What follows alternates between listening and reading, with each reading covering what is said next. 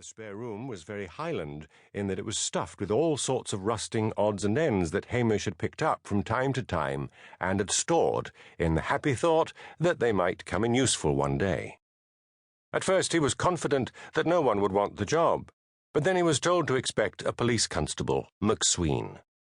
He received a visit from his friend, Detective Sergeant Jimmy Anderson. Jimmy walked in without knocking and found Hamish gloomily studying the contents of the spare room.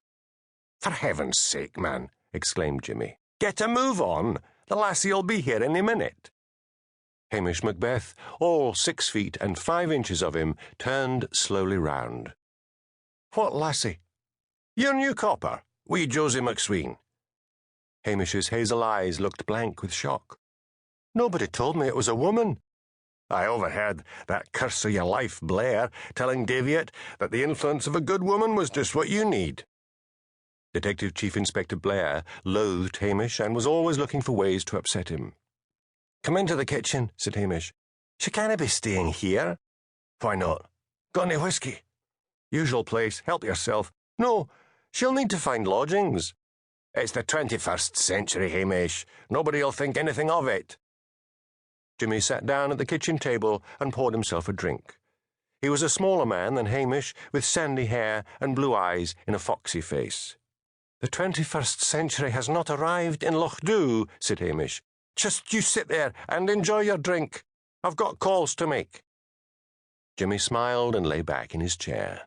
Although the month was April, a blizzard was blowing outside. The lambing blizzard, as the crofters bitterly called it, that storm which always seemed to hit the highlands just after the lambs were born. The wood stove glowed with heat. Hamish's dog, Lugs, snored in a corner, and his wild cat, Sonsie, lay over Jimmy's feet. He could hear Hamish making urgent phone calls from the police office, but could not hear what he was saying. At last, Hamish came back into the kitchen, looking cheerful. "That's settled," he said. "All the women from the minister's wife, down to the Curry sisters, are phoning up headquarters to complain. Mrs. Wellington has a spare room at the manse, and that's where she's going." "Josie's quite a tasty wee thing," said Jimmy. "What an old-fashioned dump this place is." "Better than that sink of a place, Strathbane," said Hamish. "It's snowing like hell. The road'll be blocked." But in the fickle way of April blizzards, the snow abruptly stopped. The dark clouds rolled up the mountains, and soon a hot spring sun was rapidly melting the snow. Josie set out, her heart beating with excitement. She was fairly small for a policewoman. She had masses of glossy brown hair and wide brown eyes. Her figure was a little on the plump side. Josie had fallen in love with the now legendary Hamish Macbeth some months before. She had read up on all the cases he had solved. The minute she had heard of the vacancy at Lochdubh, she had promptly applied.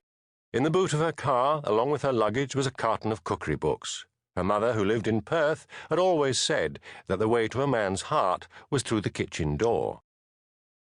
The sun shone down on the melting snow in the road in front of her. Mountains soared up to a newly washed blue sky. Perth, where Josie had been brought up, was just south of the Highland line, and family visits had always been to the south, to Glasgow or Edinburgh. She found the whole idea of the Highlands romantic. As her little Toyota cruised down into Lochdubh, she gave a gasp of delight. Whitewashed 18th-century cottages fronted the still waters of the Sea Loch. The pine forest on the other side of the loch was reflected in its waters. Melting snow sparkled in the sunlight. The police station had an old-fashioned blue lamp hanging outside. Josie drew up and parked her car. She could already imagine herself cooking delicious meals for Hamish while he smiled at her fondly and said, "Whatever did I do without you?" The front gate was difficult to open. She finally managed and went up the short path to the door and knocked loudly. A muffled voice from the other side of the door reached her ears. "Go round to the side door." Back out and round the side of the police station went Josie. Hamish Macbeth was standing by the open kitchen door, looking down at her quizzically. "I'm Josie McSween," said Josie. "I'll just get my things." "You can't move in here," said Hamish. "The villagers won't have it. You're to stay with Mrs. Wellington, the minister's wife." "But there are no buts about it. The ladies of the village won't thole a lassie living with me at the police station. I'll get my